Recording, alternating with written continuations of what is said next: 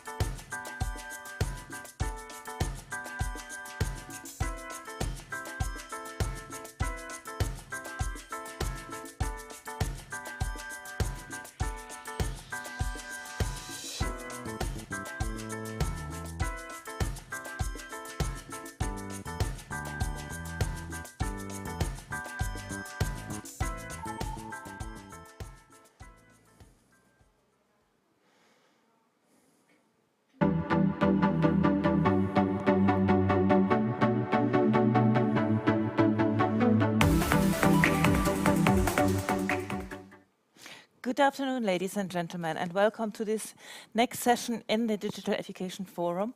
And we have this afternoon the interesting title of Resilience for the Future, the recovery and resilience facility for digital education in practice. And some of you might be already aware of the recovery and resilience facility and completely used to it, but for the others, a small debrief. The RRF, that is the abbreviation often used for the recovery and resilience facility, is the biggest or the largest ever funding instrument of the European Union. It has been set together and intended to support member states, European economies and societies from recovering from the pandemic and become more resilient for future shocks. The basic principle of the RRF is that member states make a plan, they decide what they want to invest in, what they need for being more resilient for recovery from the pandemic, and then if they have delivered on this, they can get the funding via the RRF. Following the pandemic, of course, education became one of the big issues and topics as well, and therefore lots of the funding, the budget available under the RRF is actually going into education. And from that amount, 30% into digital education. And this is the reason why we thought it makes really sense to have this workshop and to ask a bit the question, how will this money be used and how can it be used best for education and for digital education? For this, we have invited 3 colleagues from 3 different member states, from Italy, from Slovenia, and from Flanders in Belgium, and from Flanders, part of Belgium. And before I'm going to introduce them, some few technical points for you. First of all, you can send questions. We want to have this as an interactive session. We would like to have also your questions in. We hope we have at the end enough time for lots of them. And you can send them via the Beyond platform. So this is for all registered participants. You can then also see your question on the screen.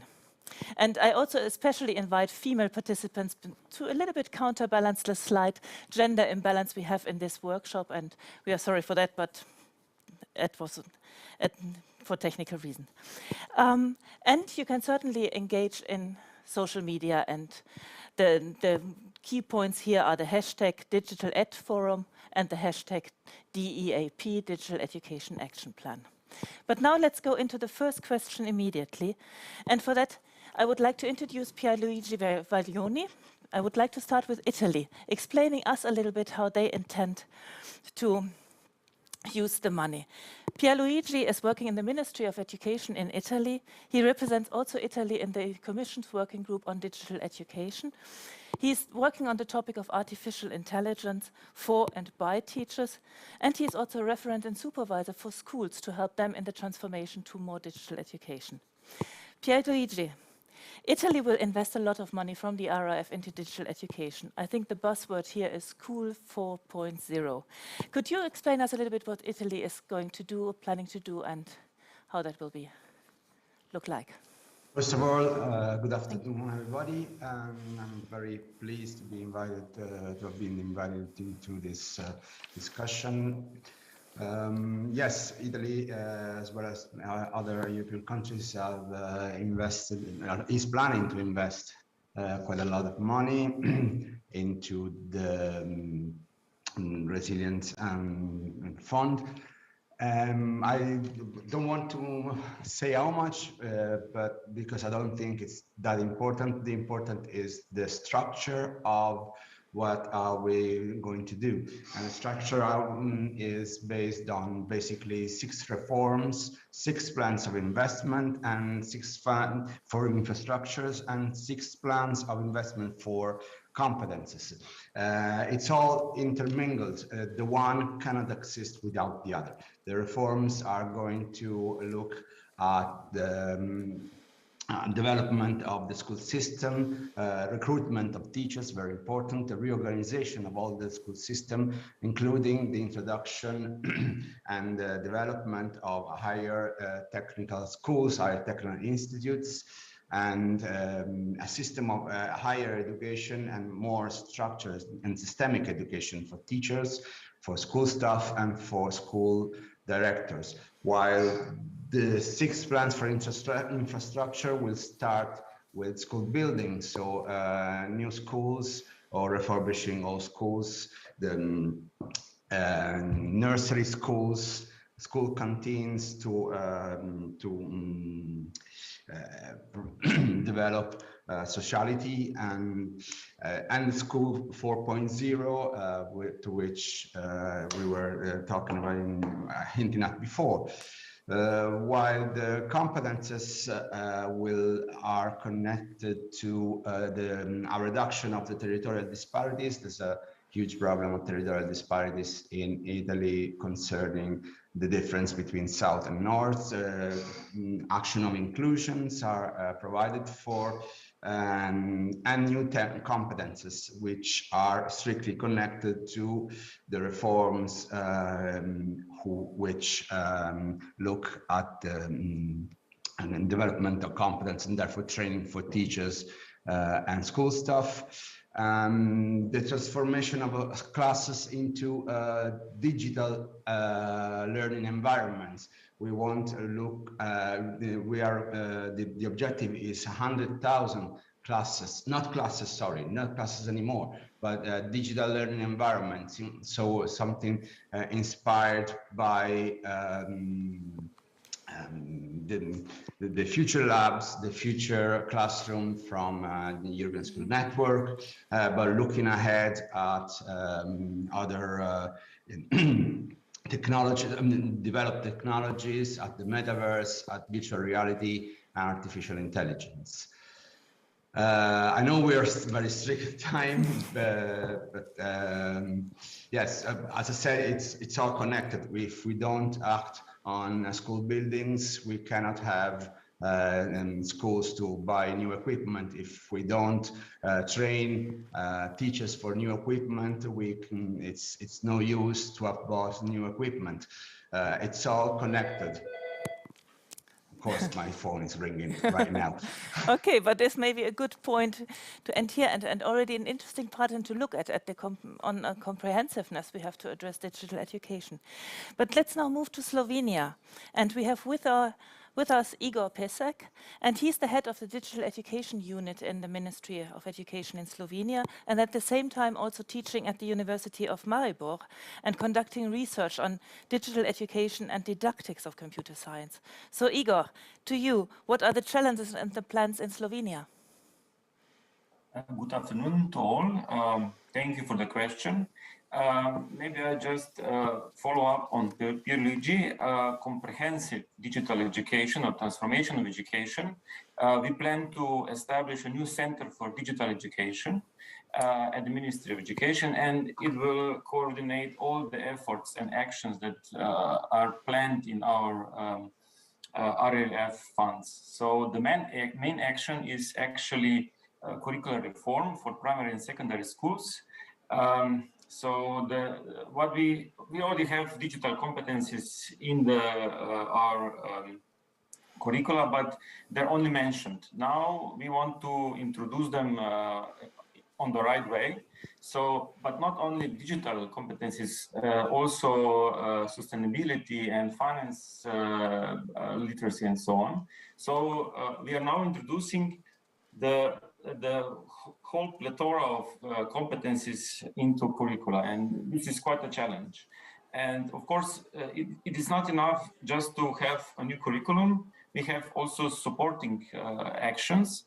One is upskilling of almost entire Slovenian group of Slovenian teachers. So more than 60% of teachers will be taking trainings and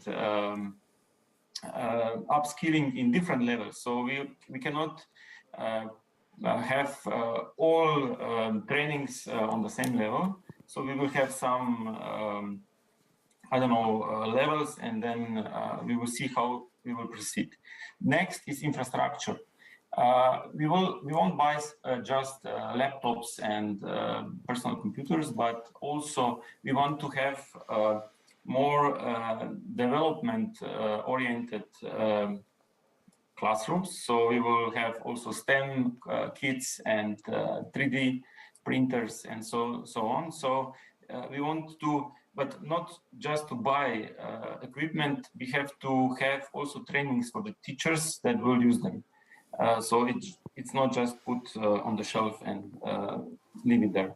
Next, we will have experimental projects. We are now talking about digital competencies, but we all know that for young pupils, so I don't know, first, fifth, fourth grades, it's not the same to teach them digital competencies as in the later years. So we will have projects that will address this.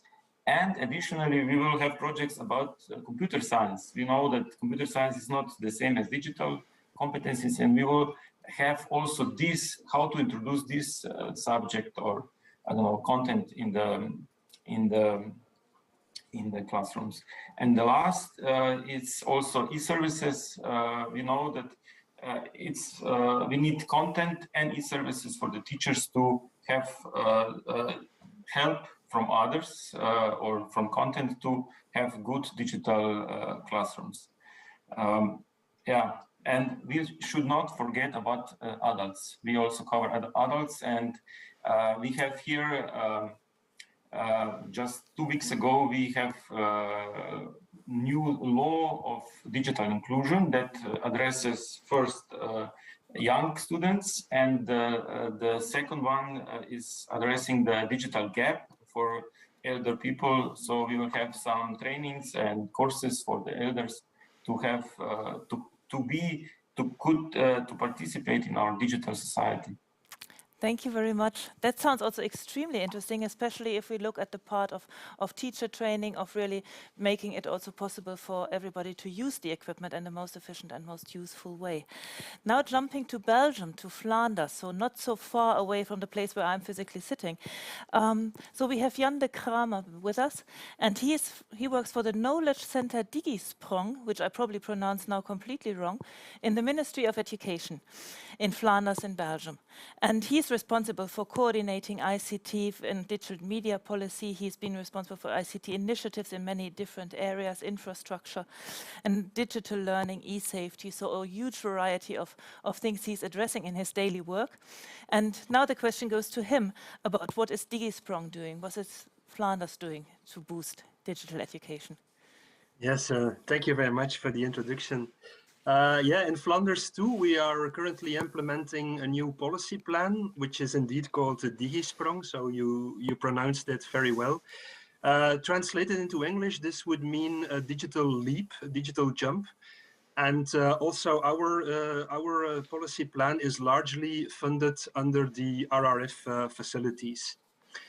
The main aim of the plan is actually twofold. The first aim is to boost the competences, the digital competences of our pupils, so they can actively participate in the digital society and in the future workforce, but also to improve the digital competences, the digital skills of teachers.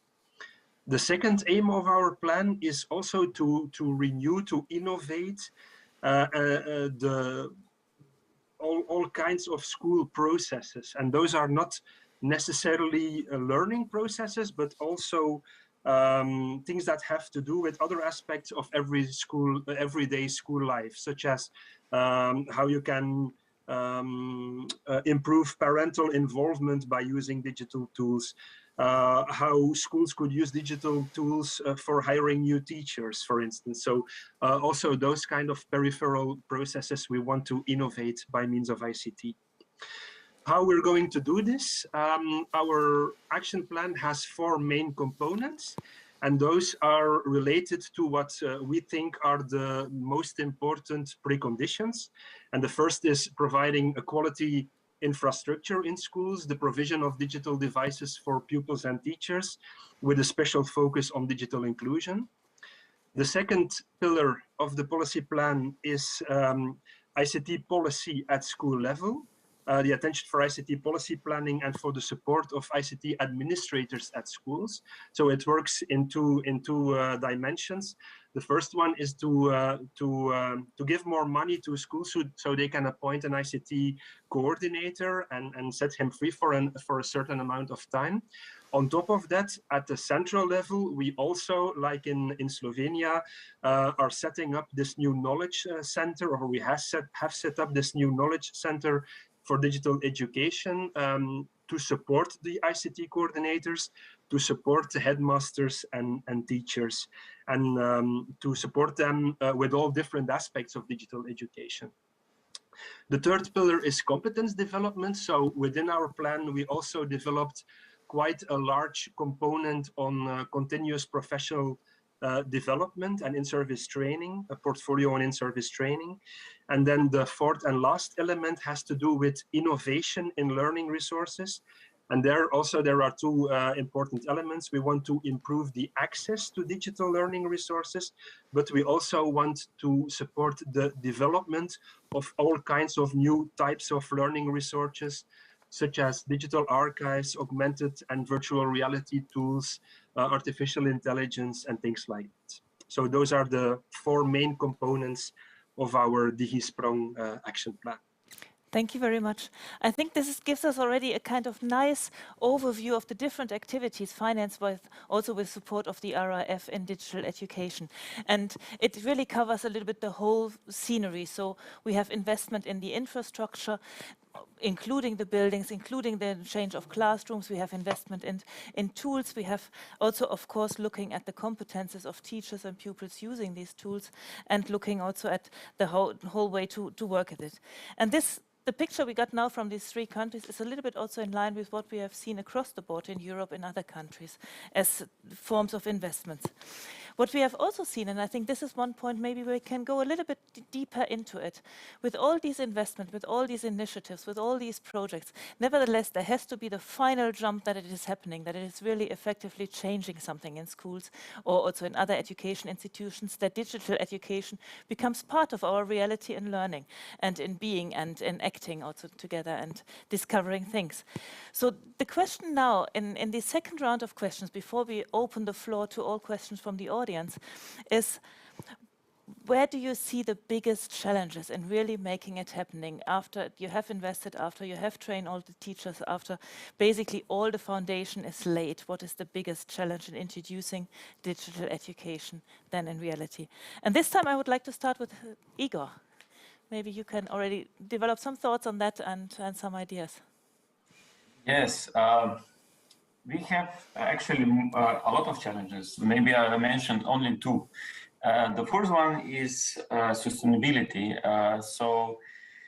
Okay, we have the infrastructure, we have upskilled teachers and everything, but how do we make it on the long run? So what we will do is we will establish a community of practice, not only on the national level, but we will start with school level, so teachers help each other. We have a designated teacher, not as for ICT in the sense that he teaches ICT in the classroom, but he's like supervisor or advisor to teachers how to use ICT in the classrooms. And we have it on the primary and secondary schools. It's not full time, but it's so he has to also teach something, some other subject. So he has experience in this, but he also advises others. This community of practice, we will scale up from school level to national level. So, but the important thing is that these communities of teachers help each other. So we can organize it with some subject or on some primary level, so I don't know, 7th grade or so. So we will have different approaches. The important thing is that it's not only top down, but it's also a bottom up approach for helping teachers to have it on the long run, to use it on the long run. The second one is content. We know that when we have everything, infrastructure, teachers, everything, we need content.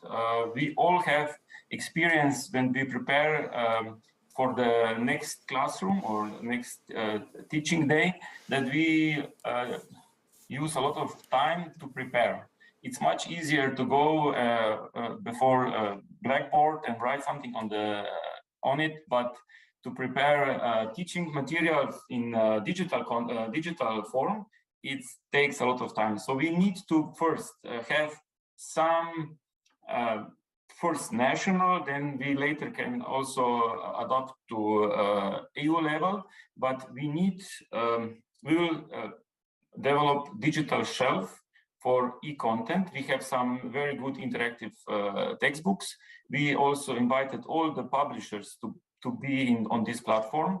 And then we can help teachers first with advice how to use this digital content, and also invite them to contribute with their own materials for other teachers. But this is quite a challenge because teachers are usually not very fond to share a lot of these materials.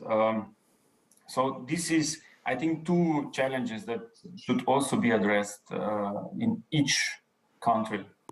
Thank you very much. So Jan, how do you see it? How will Flanders do it to make or support further on digital education? Yes, yeah, I agree with Igor on the topic of sustainability. I mean, this is something that actually worries me the most, is how we can consolidate all the efforts that we are now taking. The steps forward that we have made during the pandemic were driven by necessity. Necessity is a very important driver for change. And we saw that during the lockdown, schools were closed and they had to change to the distance education. They had to use digital tools. A lot of teachers had to improve their digital skills. And yeah, the important element now is to find a way to make all those digital education aspects and all the elements that I mentioned into a sustainable aspect of education policy. But I clearly see in some schools a tendency towards back to normal, which is sometimes also a back to traditional. And I think the moment is now there to consolidate our efforts, but there is also a conservative voice in society, often with the argument of learning delay. And there is a risk there that the effort could be lost, at least in some schools, and that differences between schools could even grow larger. The way we want to tackle this, or at least one element to overcome this, is to include the ICT part and the digital skills part much more into the curriculum. So curriculum reform is ongoing in Flanders, as I think in many other countries. We have started with secondary education, and in the current curriculum reform, the ICT component, but also computational thinking, media literacy are a much more important aspect of the curriculum, and basic concepts behind coding and computational thinking, but also data literacy and things like that are becoming important skills that every citizen should have. So I think it's very important that we include these in the curriculum, and that might also be the important element in the consolidations of our policies, because a curriculum is something that every teacher and every school has to work on. Thank you very much. I think you raised an extremely interesting point, because, of course, many schools moved to digital education as a form of necessity in the pandemic, as a kind of only way to reach out. But at the same time, while this might have boosted thinking, might have boosted developments within schools, it is not necessarily positively associated. So I think this is probably one point also to look longer in. How is it in Italy, Pierluigi? As I said before, our plan is very coherent, very much in one part into the others. So what we're doing is consolidating first what we have built over the last few years with the National Digital Education Plan, which started in 2015. We have an ongoing community of schools, some networks of schools who are functioning as a training hub. We want to make it systemic, creating a national hub school, for training, for school staff, and as I said, director, teachers.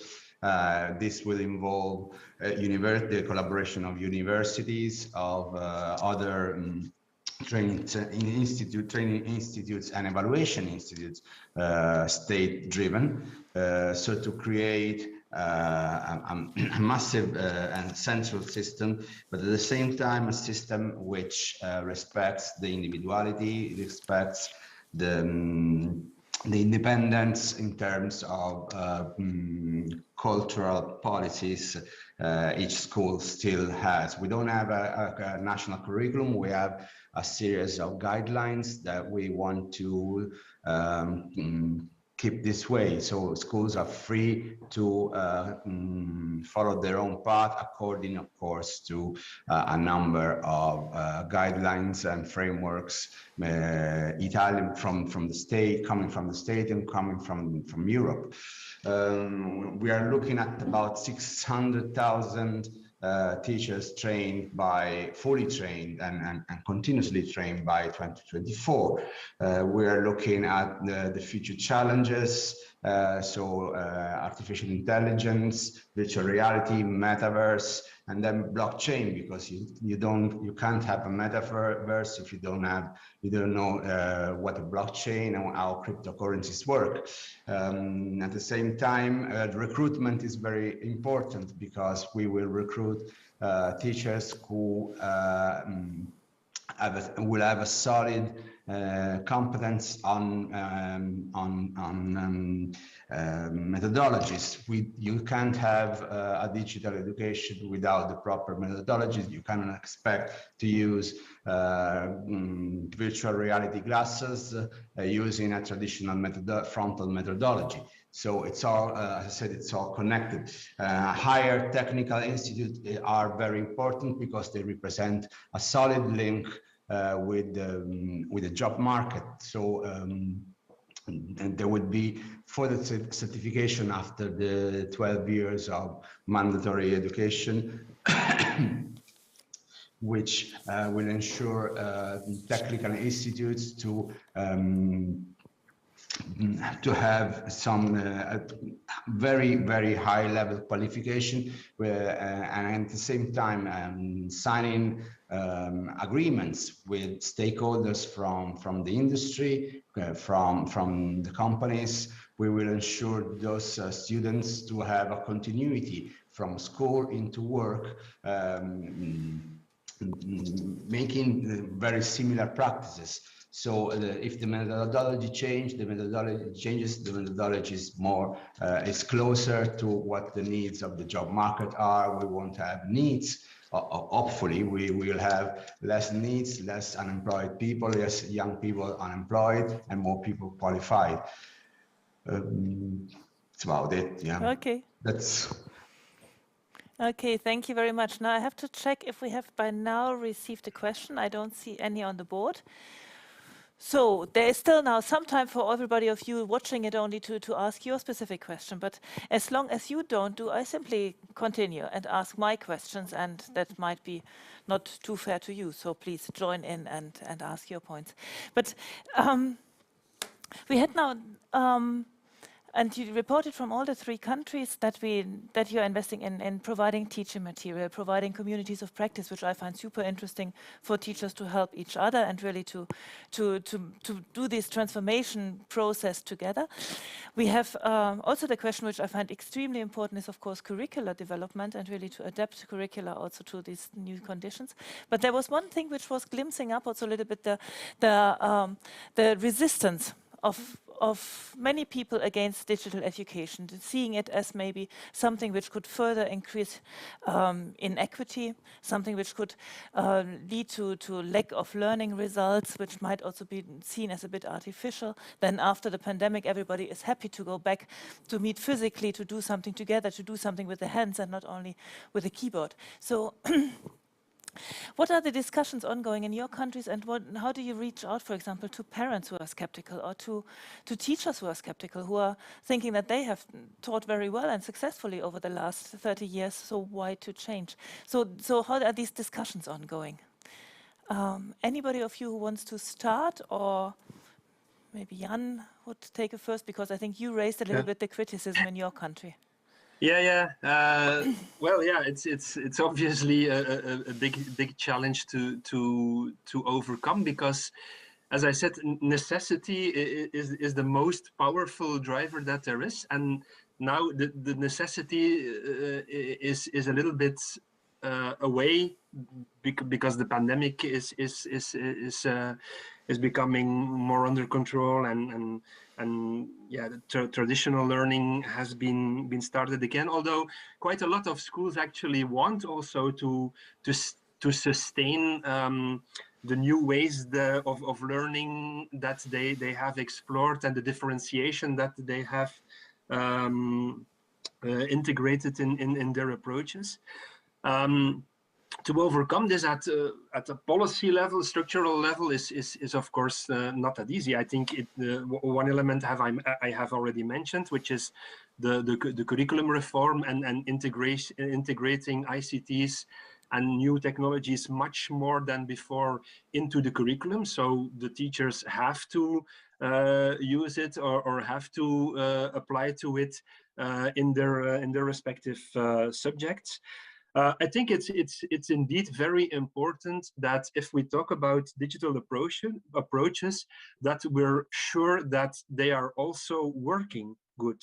And I think that all the very promising technologies that we have mentioned, such as AI and augmented reality, virtual reality, which are, by the way, not at all buzzwords anymore. Those are really effective technologies that are entering the schools.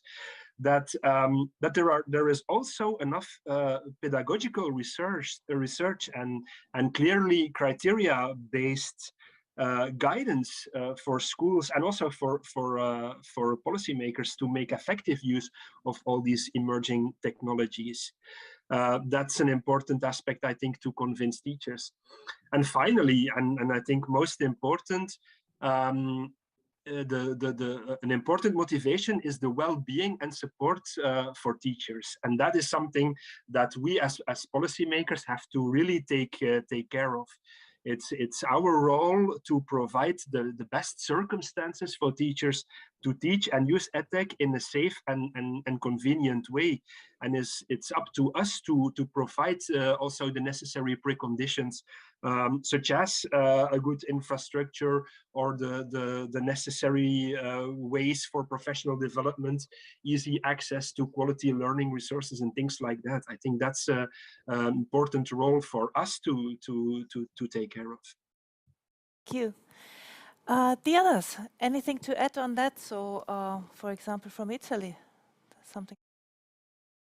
Yes, I do really subscribe Jan's point of view. We need, as ministries, we need to be those who guide and accompany the whole school community, and I would include teachers, parents, school staff, kids, because the main objection to those who said we've been teaching like this for 30 years, what's wrong with that? It's that this is 2022.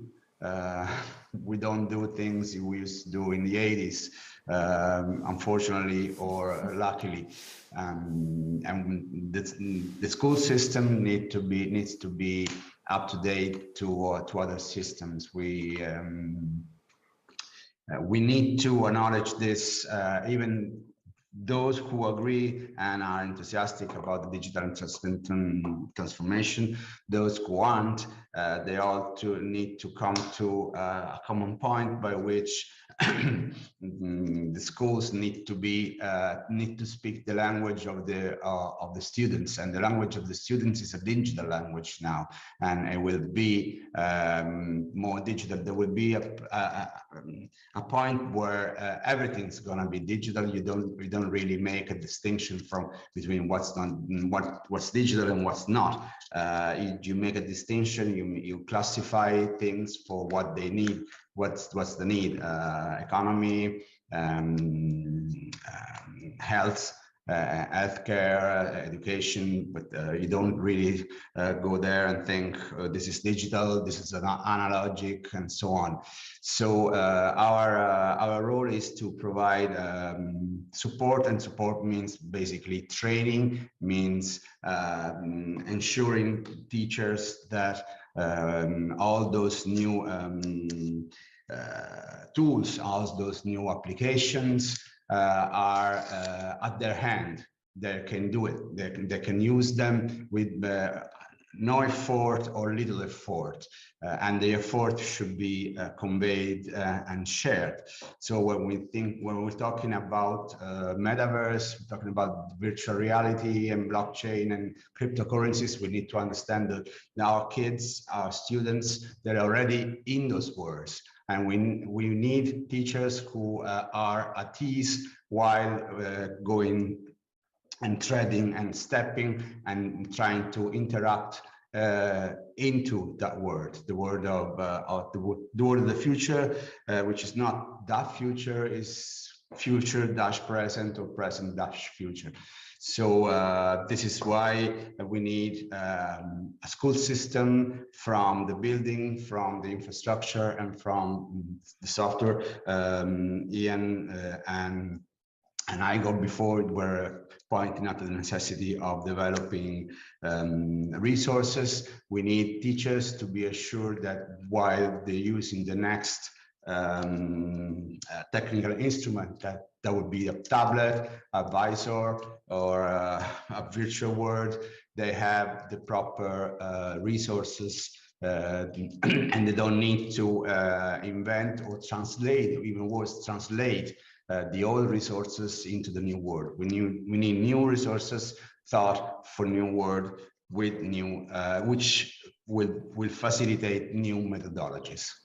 Thank you, thank you. That links very nicely to the whole name of the Recovery and Resilience Facility, because it's a part of the Next Generation EU. So adapting our schools to the Next Generation EU is exactly in the core of this instrument. Jan, what's maybe me. So I would say. Igor, sorry. No problem. I would say that I agree with Jan and Pierluigi, because they mentioned everything. But what we need is, we cannot say as ministry or, I don't know, research, digital is good, digital is perfect. Parents need to see that the teachers can provide the best teaching with the technology. So first, we need to provide digital pedagogy. So we need to, again, train the teachers to use the technology on really successfully in the classroom.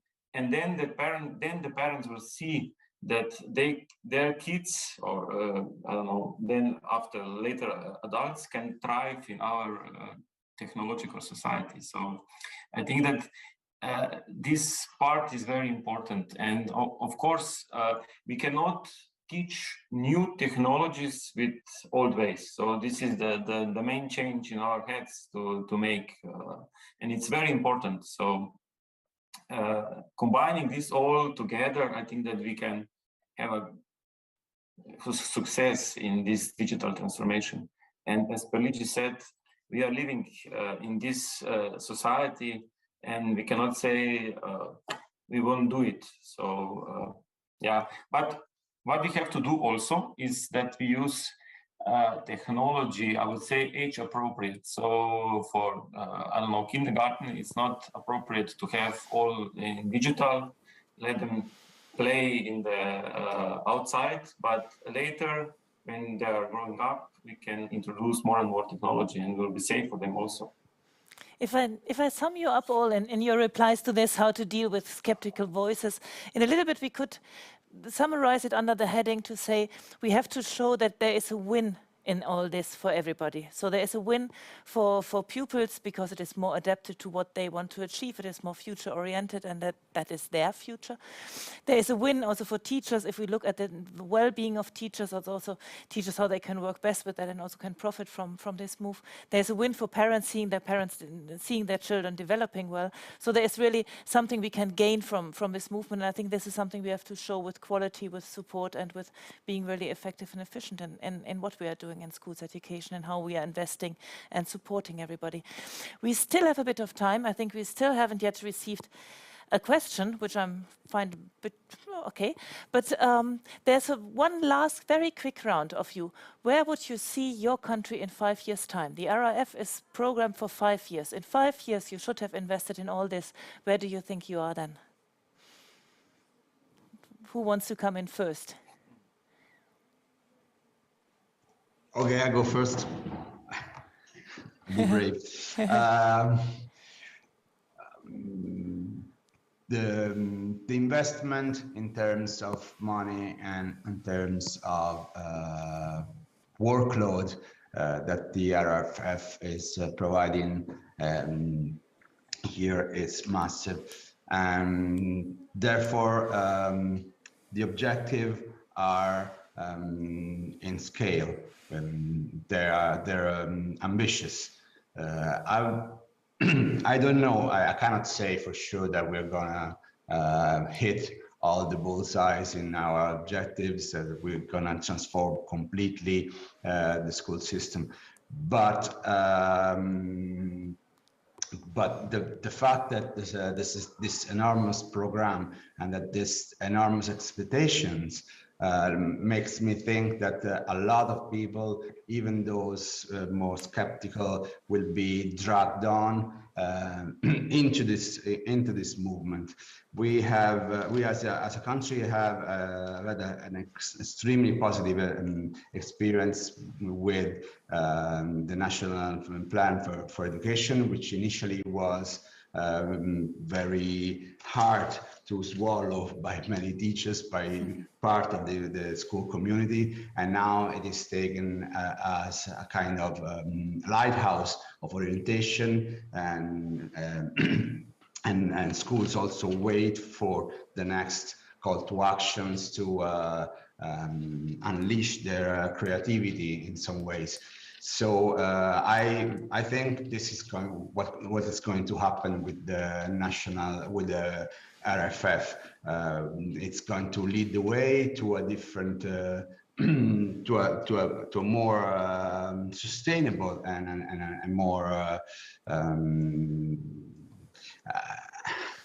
in a school which adapts more to the present than before. And even though we need to take into consideration the possibility that not every single objective is going to be 100% fully reached.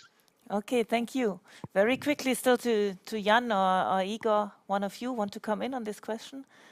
Yeah, just a quick remark from my side. In 5 years' time, my hope would be that every pupil that leaves education, whether it be at primary level or at secondary level, has the appropriate digital skills to function in society, to function at the labor market, and for his or her own well-being. That would be. I hope that will be the result of all the efforts that we are now taking, combined the curriculum reforms that were already ongoing with the opportunities that we have now due to the RRF to actually renew our ICT infrastructure and competence development at school level. So that would be my hope, that we're there at least in 5 years' time. And it also means, of course, that not only the pupils have those skills, but that in the meantime, the teachers have also acquired the necessary digital skills for teaching then, in order to help their pupils. Yeah. Okay, thank you very much. We have a minute left. I assume it's a little bit the same for Igor, or do you want to come in again on that point? I would just add this, that I hope that also we as drivers of this change will have energy after 5 years with all the obstacles and everything that is ahead. So after 5 years, we'll still have clear head and clear road ahead of us to make this digital transformation. Thank you very much. This is a perfect ending of this discussion. And thank you to all who have watched this session and have stayed with us. I think we got a nice overview of what countries are doing, what they are planning to do, and where we can see investment over the next time. We have also gotten a bit of an idea of the challenge behind it, the challenge in providing the necessary tools, the necessary equipment, the necessary support to making it really a win situation for everybody. But I think that also coming from the necessity of investing in digital education during the pandemic, we have moved to the situation now that we have also, in recovery for the pandemic, get the money and the funding to improve digital education, and will then probably do the next step, becoming more resilient for the future and further developing our education and training system using digital education more. And like Igor, I also hope that in 5 years' time we are still full of energy and in attacking all these challenges and really making a leap forward. And having our schools better equipped and better adapted to future. Thank you very much, and stay connected for the next workshops and enjoy the afternoon. Thank you, and thanks to all the speakers. Thank you. Thank you.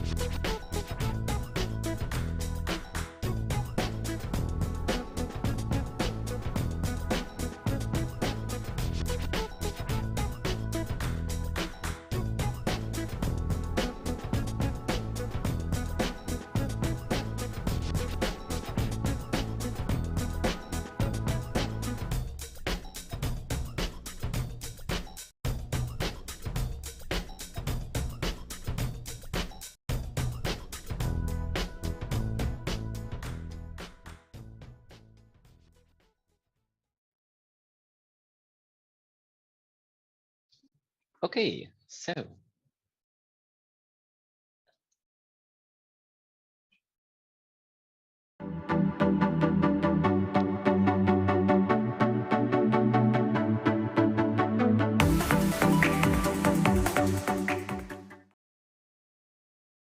Hello, everybody. Good afternoon and good morning, depending on where you are. And welcome to the breakout session on how to build a digital transformation plan for your institution, the 360-degree approach. My name is Andrea Hofer. I work at the OECD on digitalization in higher education and also on many other topics. And today are two distinguished speakers with me, and together with my colleague Alain from the European Commission, we have come up with a couple of hopefully interesting questions to lead this session as an interview. Before we jump into this, I would like to give us two things on our way. So first, why do we need a 360-degree approach and what is it? So 360-degree can be understood in terms of the people and stakeholders involved, and both speakers today will say who was involved and how were these people involved in defining a digital transformation action plan and bringing this into action. And also in terms of the processes, stock taking, the identification of possible solutions, screening of problems and solutions, what are the pains, what are the gains, piloting, evaluation, and upscaling. So let's start with the first interview.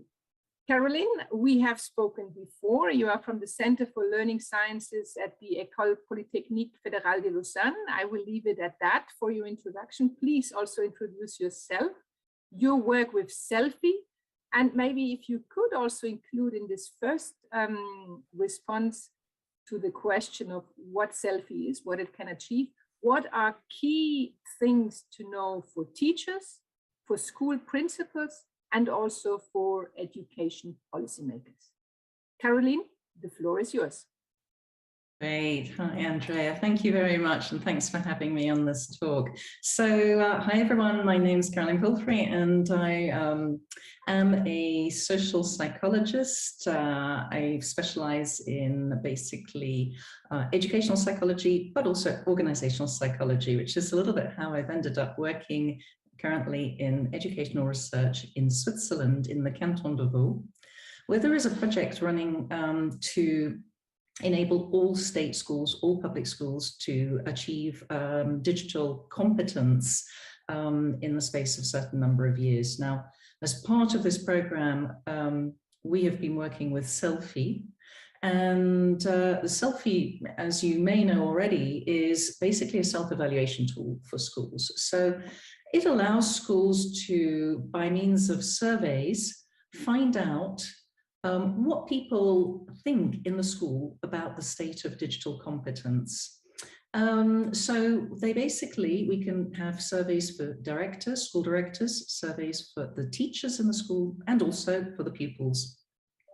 And the surveys cover a range of different areas, because we're really thinking about digital capacity, and this is 360.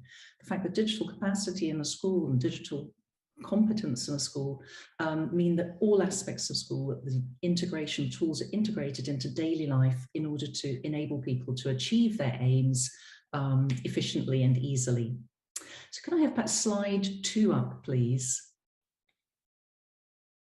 Lovely, thank you very much. So here we see how Selfie enables, by means of this, on the right you see this wheel, which is an example of one set of responses in a school to the questions that Selfie addresses. And the questions deal with areas such as school leadership, digital leadership in the school, digital infrastructure in the school, digital training, professional development in the school, teacher use of tools for preparation for teaching, pupil competences, and maybe even for, our tools being used, digital tools being used for evaluation. So as we see in this slide, what's important is that we are using Selfie to enable schools to find out where they are in terms of their digital competences, and that is part of a learning process. Thank you, Caroline. That was a very good introduction, and you already showed us what Selfie offers in terms of a first identification of areas for improvements and the gains and the pains. Now, who needs to be on board on organizing this process to arrive at this report, and then how to take it forward? What would you say are quick wins and low-hanging fruits for those who are involved? Please. Thank you. I love the low-hanging fruits. So yeah, here we have the idea of the selfie is that it's enabling everybody to get involved in the conversation about digital progress in the school, so that we can have school leaders. They have the opportunity to find out what's really going on at grassroots level in the school. School teachers have the opportunity to express themselves, to say what's going on, to voice their needs. As you mentioned, the education authorities, the local education authorities and policymakers, although the tool, it's very important to say that the tool is actually a tool for schools. So it's the schools fill it in and the tool goes back to the schools. But this information can also be used at the discretion of the schools for education authorities to sort out policy, find out where funds are needed, find out about return on investment. This has been very important in the Canton de Vaud. There's been a significant investment in digital tools. And so this has enabled the education authority stakeholders to find out what's actually going on with that money and how are we progressing. And obviously this is important for schools as well. Thank you. Yeah, you mentioned in the preparation meeting also, and you also mentioned it today, about the digital competencies. And it helps, the tool allows teachers, maybe I would say, also to understand the impact of their teaching approaches on the learning outcomes of students. Is this correct? And can you say a little bit more about this? Yes, absolutely. So teachers will get an idea of what their pupils feel about their competences, that how they are able to be using tools, and they can express themselves about what they're doing in the classroom. An important point to say is this point, and that you bring that up really nicely, Andrea, is the point of what we call triangulation. And that means that leaders find out what teachers think, teachers find out what pupils think, and everyone's finding out what everyone else thinks. And this enables people to get together to actually clarify areas and then start to make plans for going forward. If I could have slide 3, please, I can just show an example of this, which is lovely, thanks. So here we have quite a nice example. It's a little bit complicated, but we see that we have just one question out of the selfie, which is basically to what extent teachers are included in the digital strategy. And we have at the top the responses of the directors in the school, who thought that teachers were absolutely involved. In this particular one case, this school, they thought teachers were absolutely involved in the strategy. And then if we see below the bar that's red, and then right below, on the bottom right, we see that we have actually a majority of teachers who said they didn't feel involved in the digital strategy. This is a perfect example of triangulation. Very often we find that management think they're doing something, and by getting that feedback from teachers and pupils, they also realize that maybe this is not the case. So this allows action to be set in place. And maybe back on the low-hanging fruit, in terms of getting more involvement from the teachers, it could be maybe, and you also mentioned this in the preparation meeting, just a recognition of all the work teachers do outside of classroom, which actually then influences and contributes to the teaching in classroom, like, for example, participating in fora like today or in peer learning activities. Absolutely, absolutely. So the selfie can be seen as, on the one hand, a diagnostic tool, so it allows schools to see where they are. It's also a motivational tool because they were talking about a snapshot taken at one point, and then what happens is that the school will work, come together, discuss, see what needs to be done, move forward. It's highly motivating for teachers who are engaged actively in digital processes because they see that their efforts are being recognized. They see that this is something which is it's a strategic goal in the school. Then the idea is that the same, and this is what we've been doing since 2019, using selfie in our in our pilot schemes is measuring at one point in the year, for example, September 2019, and then a year later, we will re-measure the same diagnosis, the same tool. And so this allows people to see progress where things have changed. So maybe last year we thought the infrastructure in the classrooms wasn't very good. A year later, everyone's saying pretty much we agree that it's all in place, and now we have other priorities, we have other objectives that we need to achieve. And this is a really important point of self-feedback. Now, sometimes schools at the beginning of the process may be a little bit challenged because they have lots of areas to work on. And this is one of the things we've been doing working with schools, is helping to sift through these results and actually process them so that we can establish with school leaders the priorities to work on. That's probably one of the most important, let's say, management skills and strategic skills, is deciding what do we work on first, what are our key priorities, what are the most important things, and then how can we begin to work on other areas as we move forward in the digital integration process. Excellent, excellent, Caroline. I have to interrupt you here because we have now a second interview. This is really quite tightly tacted. So the next interview is on higher education. But I would like to invite everybody in the audience to get in touch with Caroline. We will make sure that either they find you on the internet or we make your email address available. Thank you very much, Caroline, for having been with us. Thank you. Istvan, the word is now with you about HE Innovate and your involvement in this. Please also introduce yourself. I can tell about you that you're the Vice Rector of the Metropolitan University in Budapest. Please, Istvan. Thank you, Andrea. Good afternoon. I'm responsible for internationalization and the improvement of learning and teaching in my own institution, but I am also engaged in the entrepreneurial challenge of higher education institutions. And in that respect, I've been working with the HE Innovate program for more than 6 years. And HE Innovate is about the entrepreneurial and innovation challenge of higher education institutions, and it is extremely helpful to recognize the potential benefits of the entrepreneurial journey.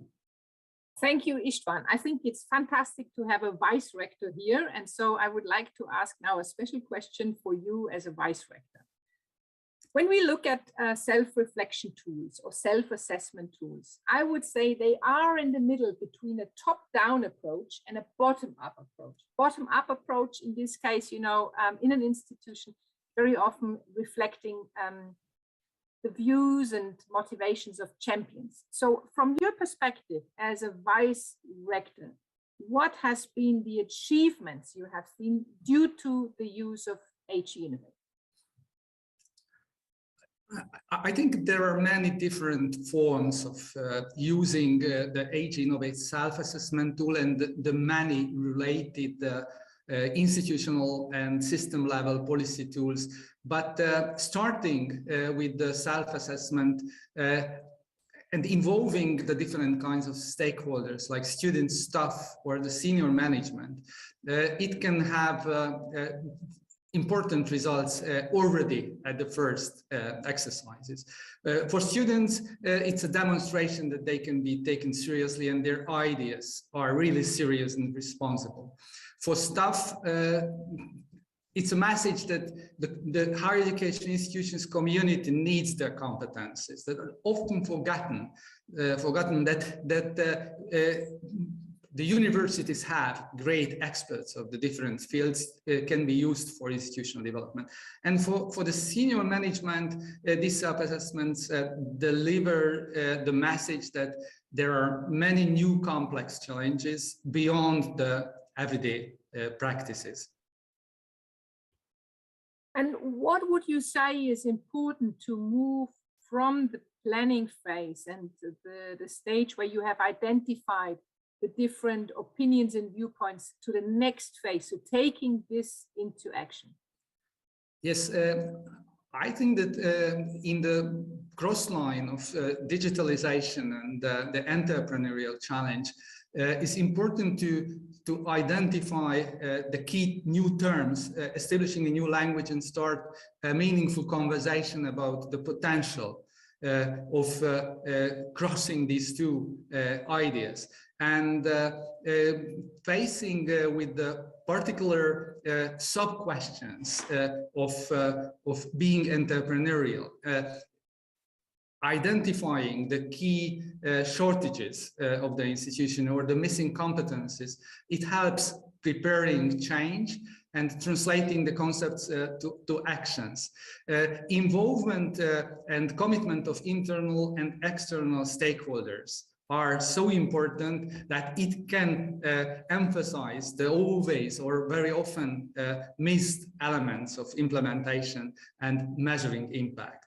And in the field of digitalization, entrepreneurship is such a cross-fertilizing area of synergies. For example, most of the digital challenges can be observed in an entrepreneurial context. For example, if we look at the educational technology companies, or if we launch entrepreneurial competitions for our students, we can identify many ideas are coming from the field of digitalization. Yeah, thank you, Istvan. I would like to ask both of you one question. I'm aware that your interview time was slightly less than Caroline, so you will have to start with answering this question. The question is, what can policymakers expect from institutions using the tool? So both tools are made for, in the case of Selfie, schools, in the case of IHE Innovate, higher education institutions, to use the tool and the statements to self-reflect. What can policymakers expect? First Istvan and then Caroline. I think that these kind of self-assessments provide the stakeholders with a more structured features or set of features that can be considered in order to support change and development. So it structures dialogue and also thematizes or puts important focuses for strategy and also for action. So I think it's a very great help for organized efforts of our institutions. Perfect. Yes, if I could carry on just for a moment with that, then I totally agree. It's an absolutely crucial tool for policymakers because it puts them in touch with what's really happening in the classrooms, in the corridors, in the staff rooms. It couldn't be more important. We've seen firsthand that without this sort of information, people who are making decisions about budgeting, very important decisions that are covering, you know, large sums of money, don't see necessarily the true needs of what's going on. So this is a very, very important feedback tool at every level, and it's allowing that connection that gets the real needs, the real information back, and also the real progress. And I think maybe it's important to say here that in addition to the self-assessment or self-reflection exercise, it helps schools and higher education institutions to put together the evidence they need to ask for more support, to ask for specific interventions. Would you like, we still have 1 minute, so both of you can have a final word. Again, Istvan first and then Caroline, please. Yes, thank you. These kind of self-assessments are also relevant in different maturity stages of the institutions. So they can come back again and again to the self-assessment and they can look at the progress they have achieved. And it's also beneficial if they can find quantified measurement opportunities that can justify the return on investment. So I think this is a very interesting iteration and helps for the long run, especially beneficially. Thank you. Absolutely. I was just going to say the same thing. It's an absolute proof that decisions that have been made at policy level are working. It's return on investment, and it provides the fine-grained detail as well, these sorts of tools where they can actually see within one area, maybe like leadership needs developing, within that what areas really need developing, so we can actually fine-tune the direction of support and help within schools, within regions, within areas, and also, for example, helping areas like more challenged areas socioeconomically, and or questions of inclusion of children with special needs in schools. Yeah, thank you very much. I think it's up to me now to summarize. I don't have 2 minutes, so I will just say 3 points on the two tools. I think they enable the involvement of multiple stakeholders, of ideally all relevant stakeholders.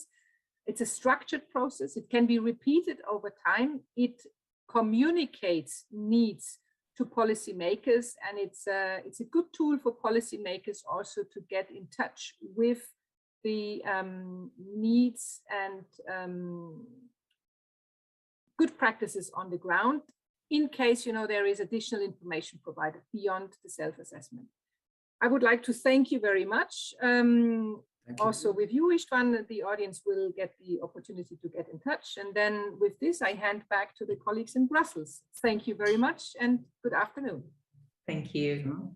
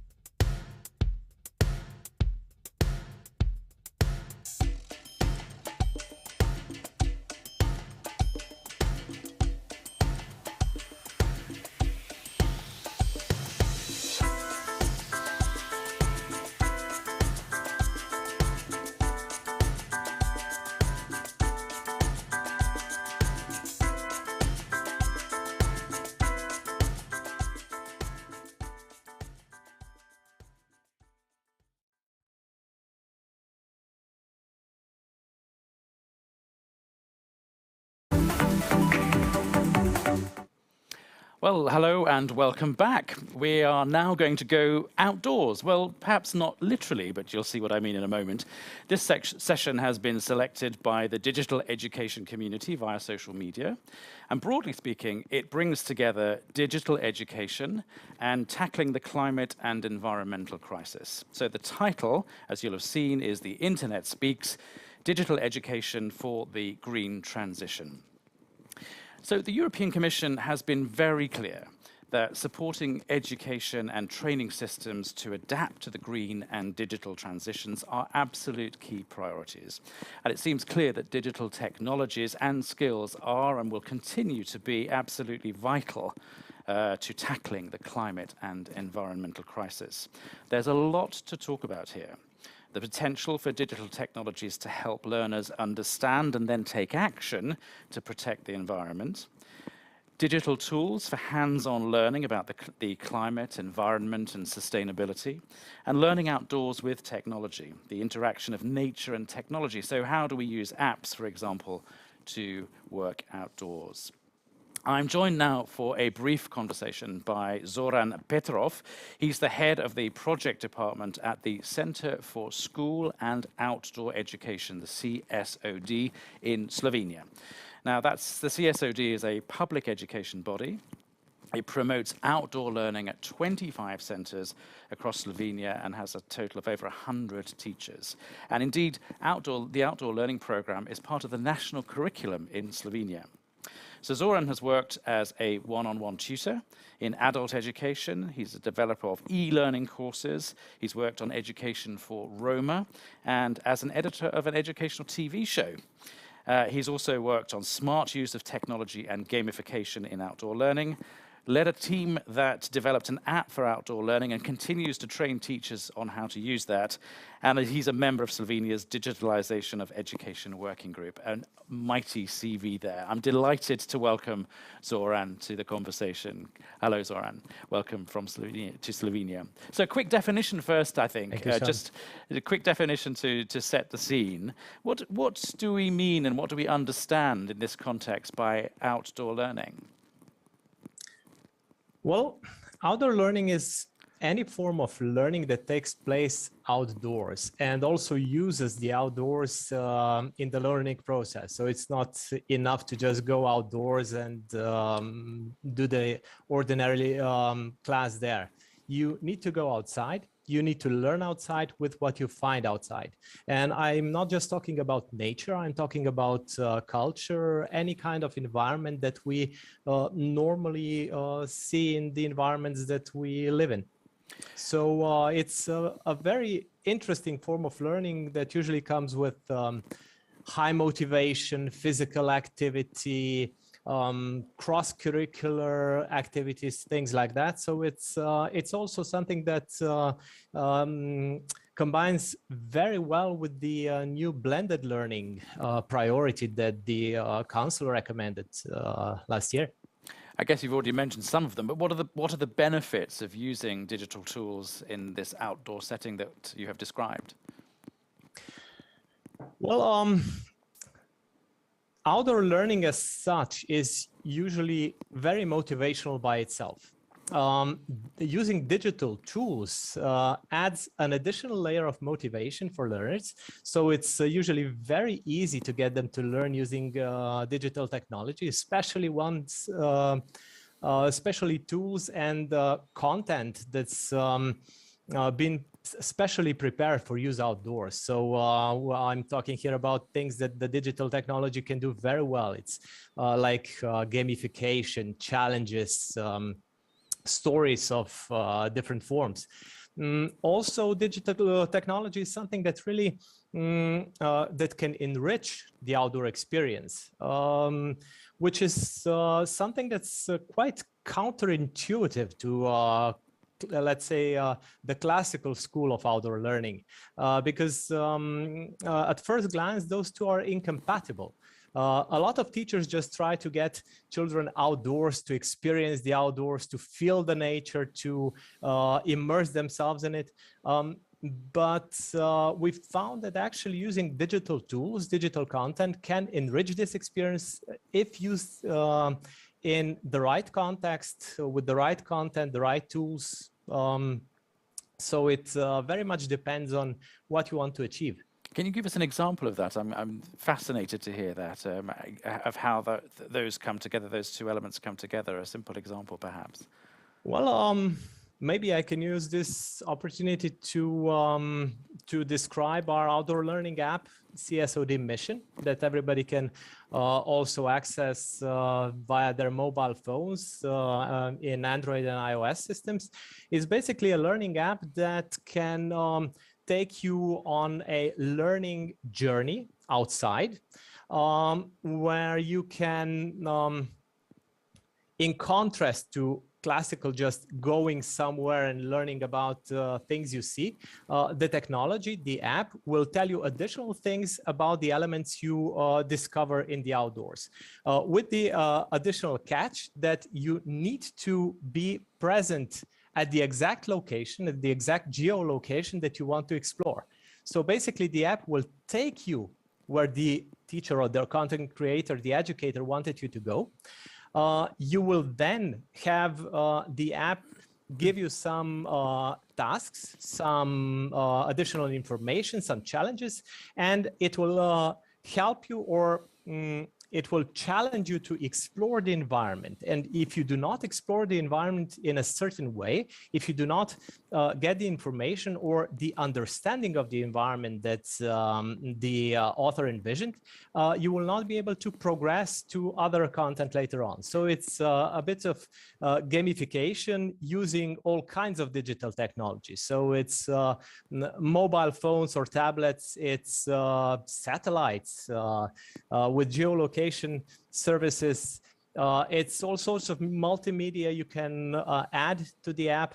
And it is, of course, the environment, learning in the environment, with the environment, just empowered by technology. I guess what you're describing in many ways is the personal, social, and environmental benefits of using the app and using digital technology in the outdoors. Is that right? Yes, in a sense. It's one of the activities that's very multifaceted. So basically, it very much depends on, as I said, on what the author of the content wanted to achieve. All users of this kind of app or other approaches in outdoor learning with technology, all of them will gain some digital skills. All of them will learn something about the environment. But it's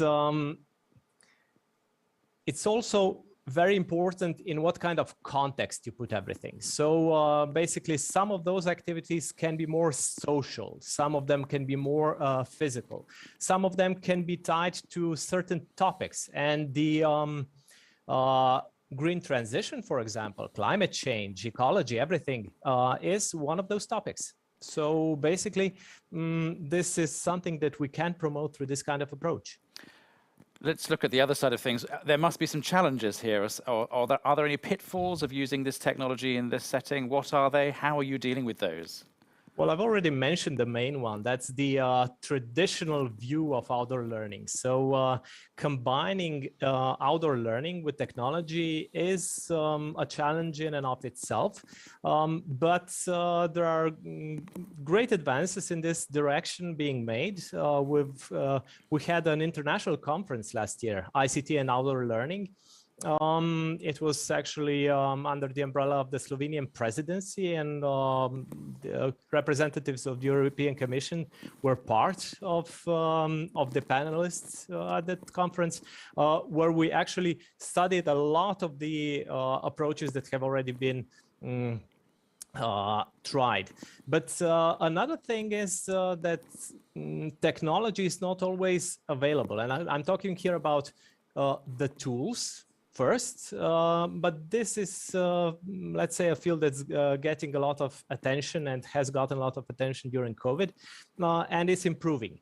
The second one, probably the more problematic one, the one with the with more challenges ahead, is the software. So getting the right content for the right opportunities for the right contexts in outdoor learning. So that's something that we should consider in the future. You're currently working with the Slovenian government and others on this project. It's very impressive to hear that it's a part of the national curriculum, the learning outdoors using digital technology. What's your advice for scaling up this so that we can do it nationally, internationally, across Europe? Well, there's two things I would like to focus on in that regard. The first one is content. So I've mentioned this, excellent content with reliable, accessible software. That is something that we really need to work on, but it's usually not enough. There's a cost involved in developing this kind of content, and especially the tools that support it. So we need to think about it further. To really scale it up, the way we've found it can be done is through communities. So maybe I can once again return to the example of our outdoor learning app. The way we scaled this one up in Slovenia was to organize teacher trainings for interested teachers. And it was these teachers that have helped scale this approach, because the tools that we've developed included the option for teachers to create their own content for their own environments, for their own context. So this is something that's really been the game changer in this particular approach. And where teachers are concerned, it really does matter how you do it then with this kind of approach, with outdoor learning and with technology. The way we do it is usually to first give them an experience. So we get a group of teachers, we give them the experience of using this kind of approach in practice. We get them into the outdoors, we give them technology to use, and then during the same day, while the impressions are still fresh, we discuss it. And then we go into the creative phase of just imagining what they could do with this kind of technology, with this kind of approach. And then we stop the in-person approach. Then they get some time and some materials to do some additional study of the field, and then they have the access to the tools to make their own content. And this is also something that is done via digital tools, distance support, and later on, after they have done this, after they have created their own content, they need to test it with their learners. And after that, they get the opportunity to share their experience with other teachers and with the wider interested community. So that's usually in the form of a conference or maybe some digital repository or something like that. Zoran, in the final minute that we have together, the time has just flown by. I'm going to ask you the biggest question, I suppose. How do you see, in 30 seconds, I suppose, the mix of learning outdoors and using digital technology is going to contribute to the aims of the European Green Deal, creating a neutral climate environment? How is that going to work? Well, in short, we're going to make the learners care about the environment and know what exactly is going on. So this is the two elements. The environment as such, when you get immersed in it, when you learn more about it, when you do activities in it, you get an attitude shift. You actually begin to care more about the natural cultural environment, and you become interested more in it. And on the second hand, the digital technology is what will enable learners to better their knowledge of this topic, to explore further, to see it in other ways, through everything from measurements to additional information to options also to create their own content. Learners can create content with their teachers too. So there's lots to be done in this direction. And but I do believe that the combination of outdoor learning and digital education is going to play a very important role in the blended learning future of Europe. That's a good point to conclude on. Sadly, time is against us and the clock has beaten us. Zoran Petrov in Slovenia, many thanks for telling us about the project. Good luck as it continues, as it develops, and let's hope that we see it European-wide and beyond. Thank you all to watching. Thank all of you for watching. We have a short break now, and at 16:30 Central European Time, the next session begins. See you there. Thank you. Thank you.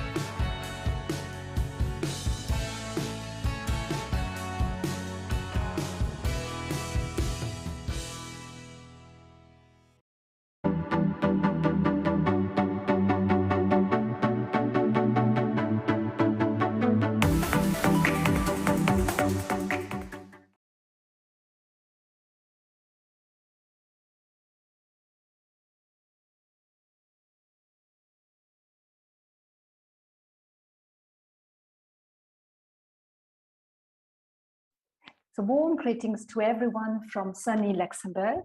My name is Rehana Schwenninger-Ladek. I am the head of the unit in charge of interactive technologies, digital for culture and education in DigiConnect at the European Commission. It is my pleasure to moderate this session on artificial intelligence in and for education. Where are we and where do we want to go next? AI holds great potential for education, be it to enhance teaching and learning practices, for improving reading skills, or for furthering personalized learning, or for helping schools to improve the way they are organized and they operate. However, given the large amount of data needed to train AI systems, the use of AI also raises important questions in relation to ethics, to data protection, and to privacy. The wider use of AI also requires some fundamental awareness on making sure our values and principles, such as the right to non-discrimination, equal opportunities, and unbiased treatment, including gender equality, are respected. The Commission has proposed the AI Act, which will clarify what we can do and what we can't when it comes to the use of AI. This endeavor has to be complemented by other efforts, such as awareness raising. Our educators and students specifically need some basic understanding of AI and data use in order to be able to engage positively with this technology, to be able to benefit from its potential. To achieve this goal, the Commission is developing guidelines on AI and data use for educators with a group of experts, and also through various inputs coming from the community that will inform these guidelines that we will present at the new school term in September 2022. The discussion today will also feed into these guidelines. Before I turn to my speakers, I would invite the audience to send in their questions and comments in the chat. Given the tight schedule, we won't be able to take the questions, but we will address them after the sessions. Your comments would also feed into the guidelines on AI and data that we will soon publish. Having said this, allow me to introduce my distinguished speakers who are leading experts in making use of AI for and in education in different ways. So ladies first, I will start with Wanda Luengo, who is a professor of computer science and director of the Capsule Pedagogical Innovation Center at the Sorbonne University. Her research focuses on the design of software dedicated to human learning. Deirdre Butler, who is a professor at the Dublin City University's Institute of Education. She's a teacher educator exploring how we can meaningfully use the extensive range of digital tools in learning. Prior to being a teacher educator, Deirdre was a primary school teacher, resource teacher, teacher for the traveling community, and vice principal. Tapani Saarinen teaches at the Schola Europea in Belgium. His research interests are wide and include developing innovative ideas for education through science, especially science fiction. Tapani is also a member of the Commission Expert Group on AI and Data. And Marco Neves, who is a professor of computer science and the CEO of Interact Ideas, a company that aims to bring the thematic of AI to the reach of every K-12 student in Europe. He's a consultant in education digital technologies in the area of AI, and he's the coordinator of several European education projects. So we will be discussing today with our speakers two important aspects. So the first round, where we will discuss where do we stand today? How is AI actually used in education today, in educational practices? And this will lead us to the second topic of the session, which is where do we want to be? What is the vision for the near future? How do our experts see the vision? So I'm going to start with Tapani. You work to ace the race between technology and education, as you say it on your social media account. Can you explain that? How do you use AI in education? Thank you very much. Good afternoon. AI in education for me is a tool for helping students learn better. And AI is also an opportunity to delve into the very essence of learning itself. In fact, it's learning which brings AI research and school together and provides a good starting point for teachers to approach AI. In my teaching practice, I have two basic pedagogical approaches to AI and data. AI, firstly, is something I want my students to understand and experiment with. So with hands-on activities, creating with the learning tools, students get the basic ideas of AI and gathering data. For example, I have used various science projects where students build and program a robot, and this robot should autonomously handle various tasks. Here we have one key approach to AI. Student prepares a program and machine which can do something if it would be done by a human person would be considered intelligent. Furthermore, these robots have different kinds of sensors, and these sensors allow students to experiment and understand how machine gathers data and how this data can be used in programming the robot. Here is another link to AI. Student actually builds and programs a machine which analyzes its environment and takes action in some degree of autonomy to achieve specific goals. Using robots, the cutting-edge technology, is for me one way to ace the race between technology and education. It is a way to connect the dots between talents and skills students develop at school and important sectors where AI and robots are used in society. This type of learning ticks many of the boxes in European Commission goals for modernized education, like science and creativity. AI and data, secondly, are tools to enhance basic learning at schools. What opportunities and benefits do we have when using and applying AI and data from digital tools? Interactive tutoring systems are one application for AI in education. Today, there are various options to choose from, especially if you study in English or maybe in Chinese.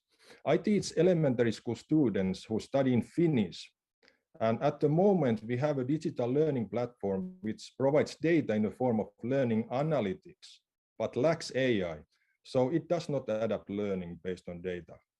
I, as a teacher, with my biological intelligence, if I have any, try to do it. We use this platform to study mathematics and Finnish. So when students work with digital platform, they get constant formative feedback during learning process, which according to brain research is one of the keys in good learning. As a teacher, I get data on how much time individual student uses for completing her assignments, what is the level of her work in terms of quantity and quality, which are the strong areas and which are areas, those difficult ones. I can compare the average level of work in the group and individual level of work. With relevant data, it's possible to understand students better, monitor and help their learning process and process in more customized, meaningful ways. I try to base the pedagogical choices I make on student data. Based on my experience, digital learning platform is valuable in blended learning settings, and it was valuable especially during COVID distance learning periods, when despite students studying at home, I got much more data on student learning compared to working with the pencil and workbooks in the classroom. More digital data turned into more meaningful feedback to the students. Adding AI here would mean more opportunities in translating data into customized learning. AI and data in education thus serve as an augmentation of basic learning practices with functional improvements. Working with robots and computers creates new ways to understand AI and data and redefine this learning task. Thank you, Tapani. That is really fascinating to see how we have been able to put together really nurturing the autonomy of students, fostering creativity in them, and at the same time really finding ways to collect data which is then useful for a variety of purposes. That's really, really fascinating. I will now turn to Deidre. You started as a school teacher, so from one school teacher to Deidre, who was a school teacher, and you moved to teacher education.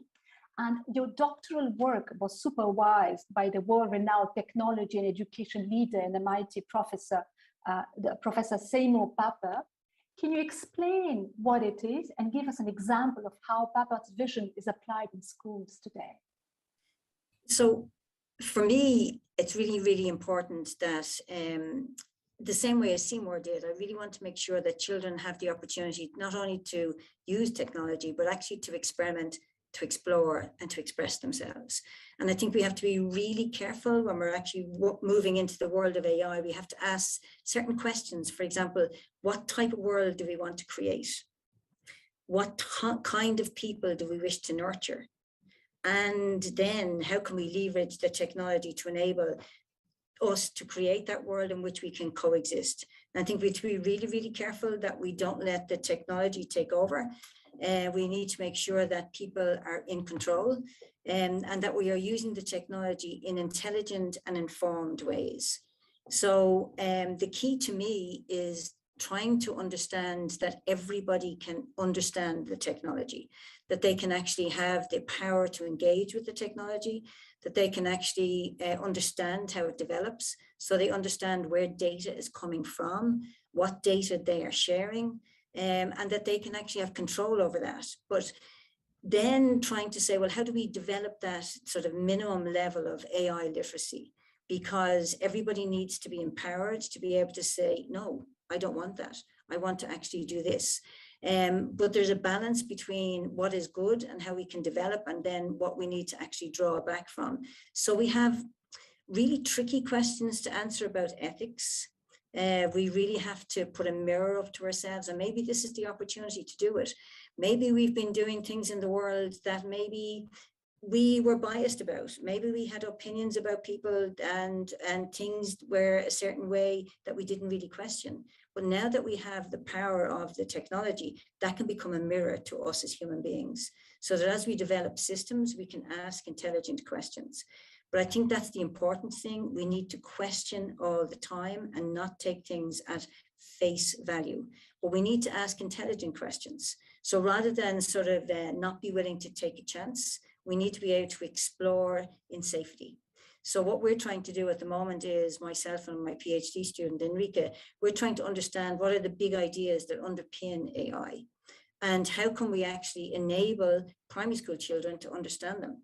But in order to actually develop and sort of communicate with primary school children, we do have to interact with primary school teachers. So how do we actually enable them to do it? So rather than impose things from the top down, we're actually trying to look at things and say, how do we co-create with teachers? How do we actually develop their understanding of what these ideas are? So currently we worked with pre-service teachers, and it opened their eyes a lot as to their preconceptions of AI, how they didn't understand where AI was working in the world. They didn't understand what data they were sharing. And from that, we're now actually working, we actually started yesterday, working with a group of teachers who will be part of the National Service for Teachers, Professional Learning Services for Teachers, so that we begin to co-create. So with a small group of teachers, we're co-creating. We're actually going to try it out in classrooms with children to actually develop and use the design process to come back and iteratively develop our understandings of what it is.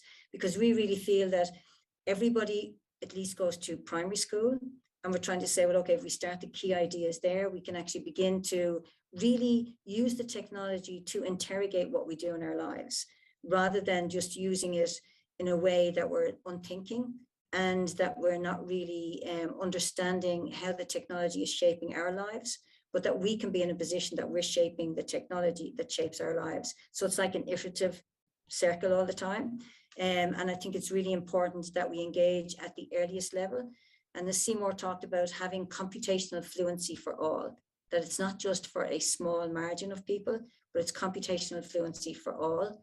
And that the developers on one end need to be really conscious that those ideas have to be developed at the other end, and that in the middle, we're actually looking about the common good for society. So we go back to the questions I asked: what type of people do we want to nurture? What kind of world do we want to create? And then how do we leverage the technology to enable that to happen?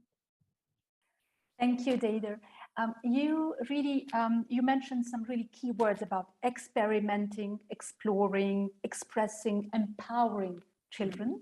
And now I will turn to Marco and ask him, Marco, is your ambition to bring AI to the reach of every K-12 student? Can you enlighten us based on your own experience, and also do you agree with what Bader said? Is that really the fundamental issues, the overall objective? Yes. Hello, everybody. I completely agree what Didi was saying. I think that one of the mistakes that we made related with AI is that we're thinking that AI is a technological challenge, and AI is more than that. It's technological, it's social, it's economical, it's even geopolitical, but is more than that, is human challenge. And that should be the key question, and that should be in the center when we're talking about AI in education. And look at AI, because AI is just not a simple technology. It's a general purpose technology. It's impacting every simple aspect of our lives. Could be social, economical, cultural, and everything that we can take a look. And once we take a look at that, we need to understand how urgent and pertinent is for our kids, our students, the young ones, to have access to AI. But it's not having access by having access. It's not just use it as consumers, because there is so many things that we need to discuss in the terms of AI.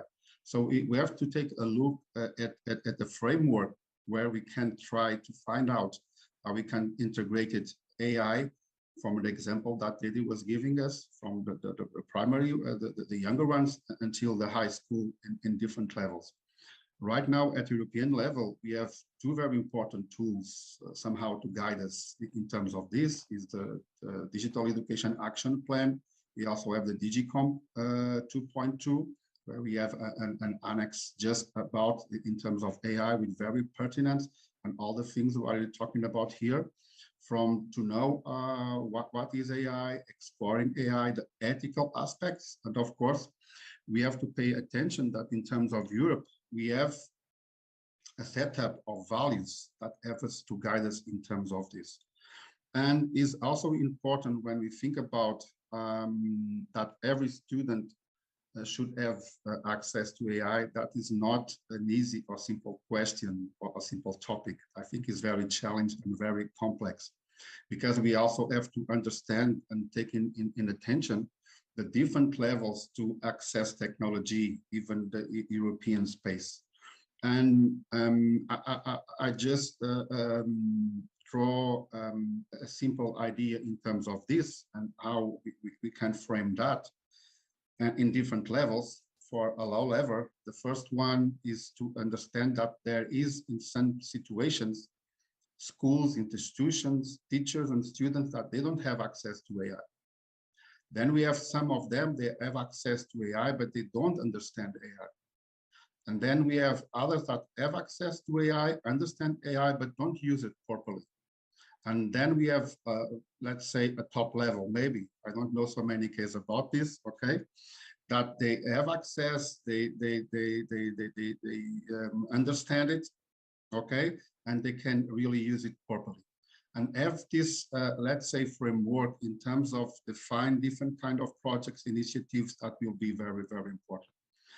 And another thing related with this is how we are integrated AI in education. And here we have different containers, let's say. We have one is by using AI to help the learning and teaching process, okay? And in this one, once again, in my opinion, we have to be very careful in the way that we are integrating these AI platforms.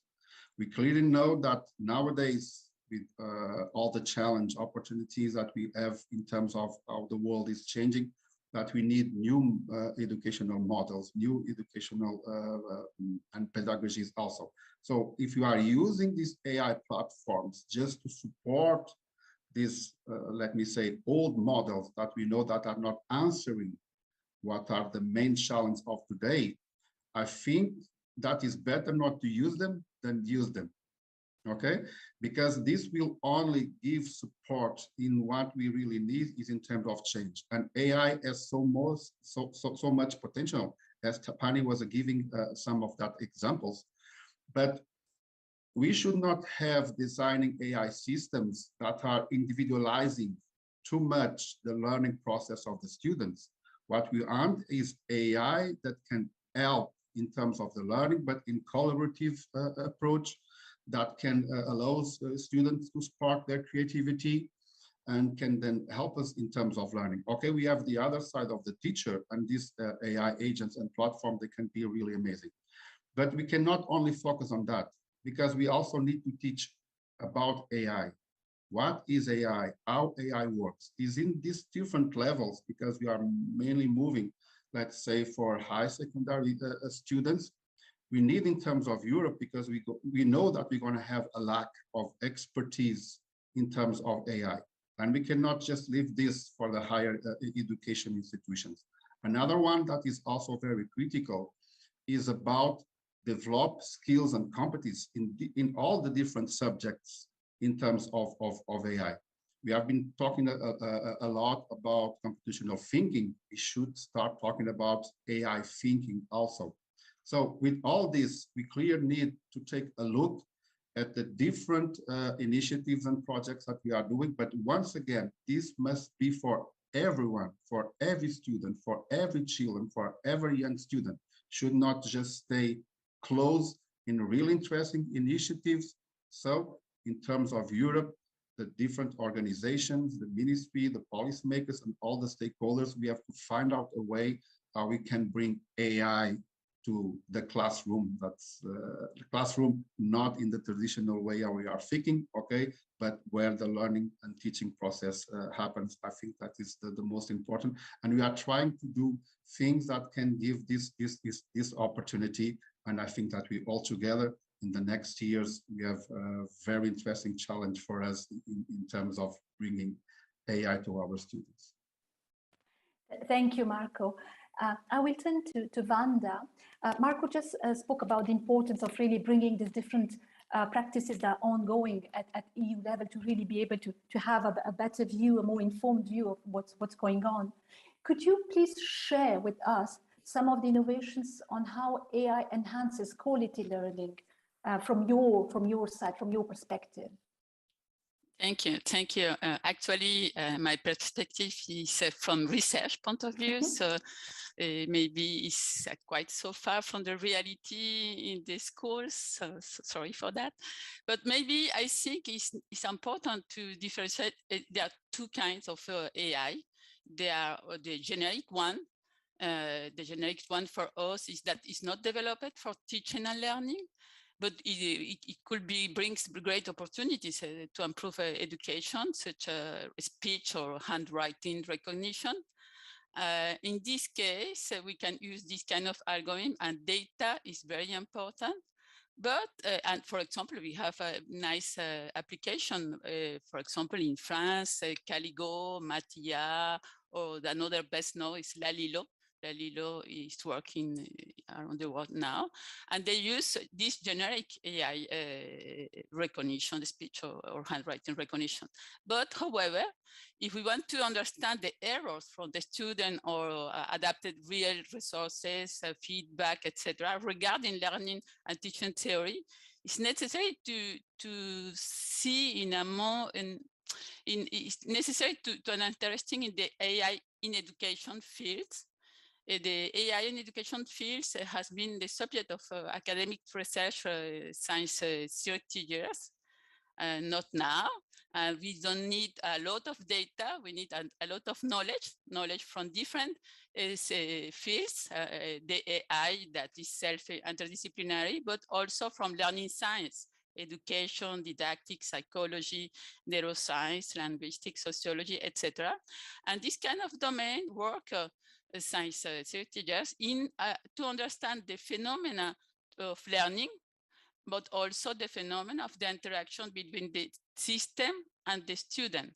And the idea is to propose tools from AI in education that are flexible, inclusive, personalized, engaging, effective, etc. So this AI involves computer software, but we need also knowledge about the world. And this knowledge is in three kinds of knowledge, so that we call models. We have the pedagogical model, and this kind of model comes from expertise in different domains, and the idea is the approaches to teaching. The other model is domain model. That's the subject that we've been learning. And the last one is the learner model. So the student from different kind of point of view, knowledge, behavior, meta-knowledge, etc., creativity, etc. So this domain need not only data, need also knowledge from experts, from theories, from experimentation. We need a lot of experimentation in real situation with real students. So it's quite exciting. And if we see this kind of system, the more old is the cognitive tutor system from Carnegie Mellon.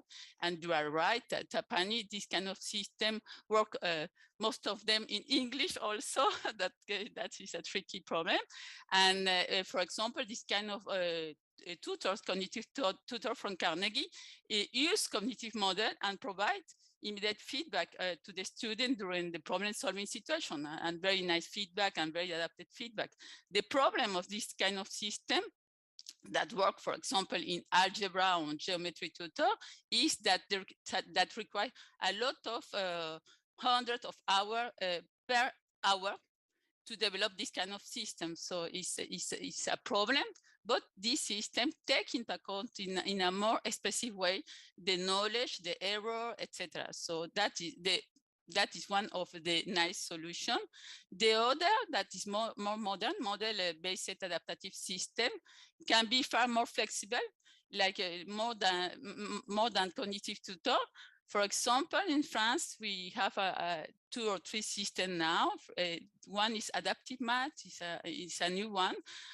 This software comes from the result from cognitive science, and they allow a lot of resources that target errors and misconception. And there are 2 AI algorithms. One more linked to the clustering of the student to help teachers to propose adapted activities, and the other one is more to propose pathway for the learning resources based in cognitive theories and expert and teacher. So both algorithms use not only data, use also expertise from teachers, learning science, etc. So they are nice tools, not really use it in a big manner, but we can see that we start. Thank you. Thank you very much to the 4 of you for this first round. The word really that I take from this, you know, from your answers for this first round was understanding. You know, better understanding the phenomena of AI, to be able to understand how it affects, how we can develop models, understanding by teachers of actually what it is, what is AI and what kind of benefit, what are the merits of it. And then also what Tapani does is really the understanding by students when they're actually building robots, you know, what it can do, how they can make it work for them. So really that is key, the furthering the understanding at different levels. So as we have only 15 minutes, we have to go to the next round of questions. And I would ask you to please be succinct, because all of you, you have to speak, because really the question is really an important one, which is, what is your vision? It's not a vision in 20 years. It's your vision in the next 3 to 5 years. Where do we want to be in the future? What is your vision for this short midterm? And what aspects of AI and data would bring biggest advances in improving the quality of learning and teaching? So we are going to start with Data. So Data, you have 2 minutes. Okay, so for me, what I'd really hope to do would be that the teachers and students can actually engage positively, creatively, critically, and ethically with AI. They would be the things I would hope. And I would actually hope that we would be able to merge fields so that things like mapping, that we could, for example, children working in Minecraft, that they could actually, somebody else could do the mapping of the local area, be able to use AI then to actually convert it into algorithms that could easily be mapped into Minecraft. And then the children could explore things like population development. If there were flooding in an area, what would happen? If we actually increased consumption in such a thing, what would happen? So in other words, that children can really explore real world issues and decide what is actually sustainable in the world. So they're looking at maybe the UN sustainable goals and actually taking them different ones and exploring different issues and be able to actually leverage the data in order to be able to really understand that at a deep level. That would be my real ambition. I really think, okay, AI can develop for in learning. So there can be things that other people can really engage, as Vanda was talking about, sort of in mathematics and speech and in language. I think there should be developments in that, but I think we really have to make sure that these programs that are developed, they're actually developed with privacy by design in mind. And that we actually develop an ecosystem for children to learn, but we actually maintain that their rights are protected, their understandings are protected, their data is protected, but we need to engage in a critical way and that we can really understand AI. Thank you, Deirdre. Marco, is that something you agree with Deirdre? What is your vision? Yes. How do you see advances? I completely, when Deirdre is talking about this need for this ecosystem and the build of this ecosystem that we need to have implemented, because it's a very critical question around here. Of course, we are seeing in the midterm, but what we're going to do in the midterm is going to have impacts in the next decades, and in particular in the terms of the Europe and the place of Europe, and not only in terms of technological development, but also supported by the EU values. And it's very important that in the building of this ecosystem that everybody takes part. Because sometimes what happens is in the development of these AI platforms, agents, and so on, we have mainly in terms from the technical side. So we don't have a dialogue between the different stakeholders. Normally, these are already made tools that are implemented in school, once again, at the light of what we have so far in terms of education. So we need to listen to the teacher. We need to have also the headmaster, but we also need to listen from the students, because we are building their future. So we have to have spaces and forums where students can be heard, also in terms of the integration of AI and education. And of course, we need to figure out how we can train the teachers so this can happen. Okay, because we can have really interesting initiatives and so on. Just to give a small example about how it's difficult to give opportunity to everybody. Vanda and Tapani was saying about some really interesting platforms, but they are only in English. Yeah. Okay, but how can we have and develop in terms of this can be accessed by everyone? So all these critical questions, they need to be addressed. And once again, not forgetting, we are being challenged in our last exclusivity, that is the human intelligence. Okay, I'm not saying that AI is intelligent, because that will be another forum and a lot of discussion, and is not for sure. Okay, but what will happen in terms of the development, and we know that we have different kinds of AI, as Vanda was saying. We have the most symbolic. We have nowadays in the last decade what have developed so fast in terms of machine learning and deep learning. But try to understand, just to finish, first what educational model we want and what we want to be as humans in the next decade. Thank you, Marco. I think those are really important questions. What is that we want to develop? And I think the next speaker would be Wanda, because I think you would have something to say to Marco, because you are really into looking into those really fundamental questions. Okay, I think we have a kind of renaissance in assessment, because in the past we have several ITS, intelligent tutoring system, but this kind of ITS is just, we can predict the student will fail or drop out, but we don't know what is the motivation, engagement, etc. So for me, it's the next to have a good system about assessment. Or for example, we know how to, if the student answer right or wrong, but we don't know why, what kind of mistake, what emotional state, etc. And try to have a more systematic view about all. And I think it's the next and possible from AI point of view. And also we understand that the short quizzes, the final exam, but the memory and how the student works, about the phenomena of learning or of understand of teaching also. So I think we need to put all together, and it could be maybe in the next 5 years we can try that. But we need a long-term collaboration and not 4 years of one project. That is a big problem for us when we work in research. 4 years to produce results, to manage a lot of experimentation in a lot of schools is not possible.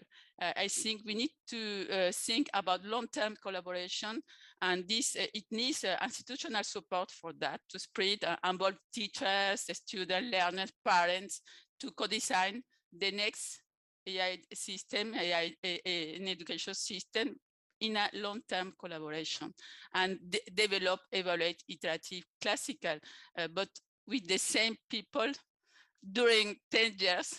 It's my dream. So maybe it's possible, and maybe we can have the institutional support from European point of view.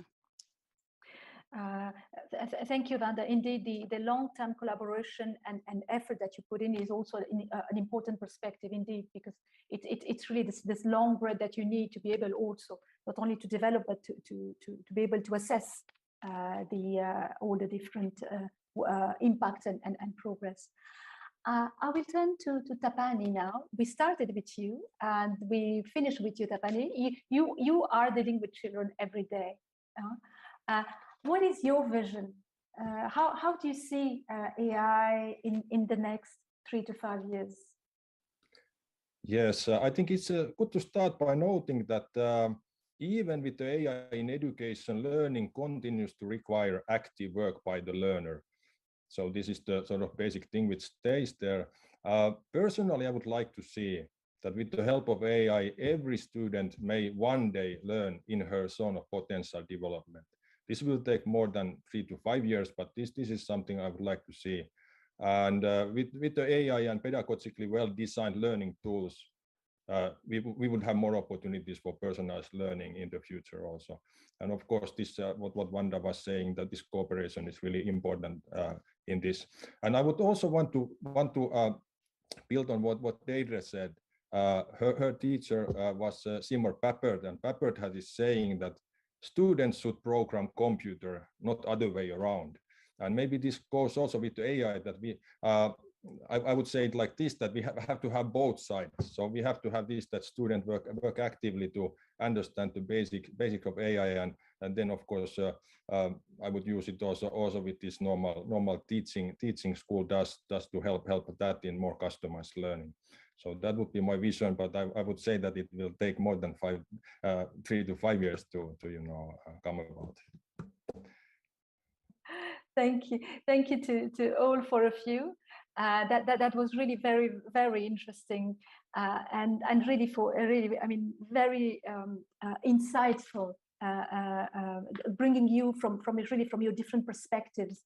My takeaway from what you have been saying are 3 key takeaways.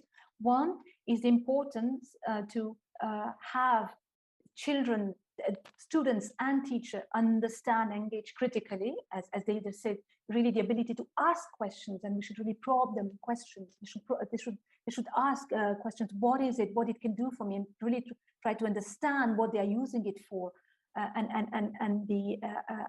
what it can bring to them. The second takeaway is really the importance of having this ecosystem approach, and that is also the spirit.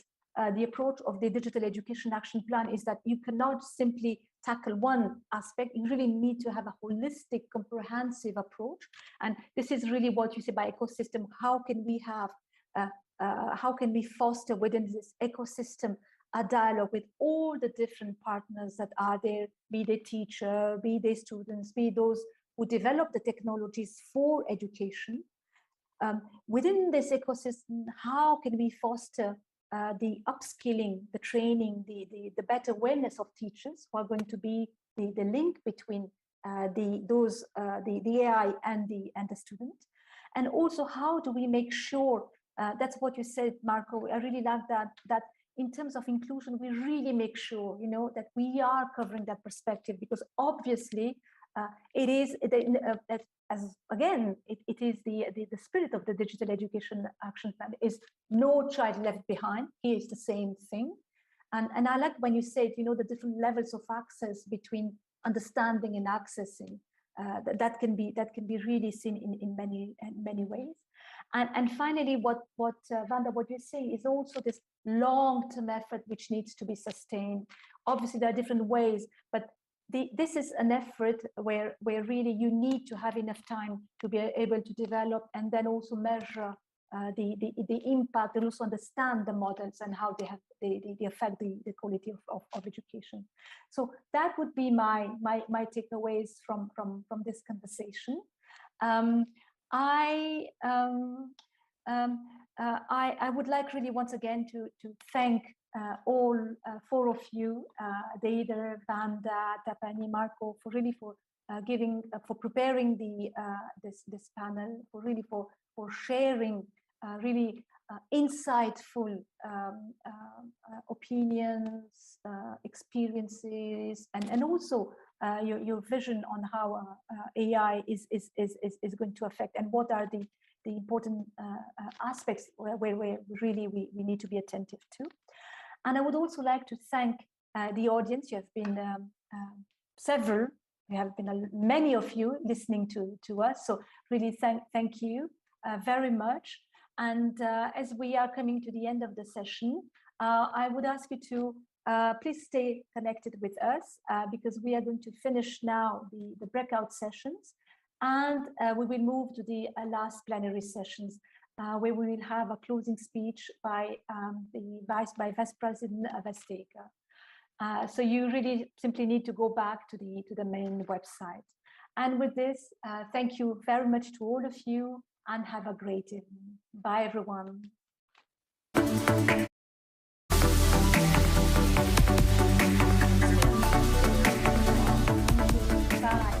Bye-bye. Thank you.